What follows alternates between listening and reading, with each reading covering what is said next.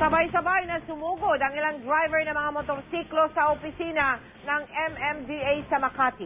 Mahigpit nilang tinututulan ang planong paglalagay ng plate numbers sa kanilang mga helmet. Nakatutok si Rafi Sima. Mula sa iba't ibang sulok ng Metro Manila at mga karatig probinsya, nagdatingan ng mga motorcycle rider.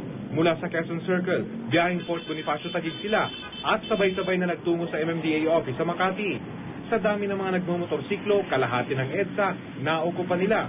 Kasama pa sa mga sumama ang 4 na taong gulang na biker na ito. Ito raw ang unang pagkakataon na nagsama-sama ang riders mula sa gumagamit ng scooter, sports bikes, hanggang sa big bikes. Kaya nagsama-sama kami, wala nang pagkakaiba sa amin, wala nang mahirap mayaman, wala nang edukado o hindi. At wala na kung anong klaseng bike ang sinasakyan mo. Nandito kami para tutulan at i-oppose at bigyan ng solusyon at handa naman kami tumulong.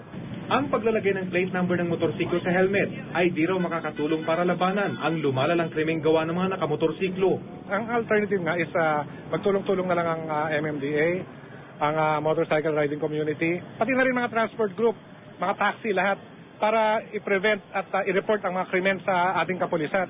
Si MMDA General Manager Robert Nasianceno ang kumuha ng petition letter ng mga bikers. We're hoping na papag-aralan natin maigi. Kayo, pag nagkaroon ng council meeting. Sige, wala akong problema. Yan. This is an input, no? So, pinag-usapan pa dito, implementing rules and regulations na ginagawa pa.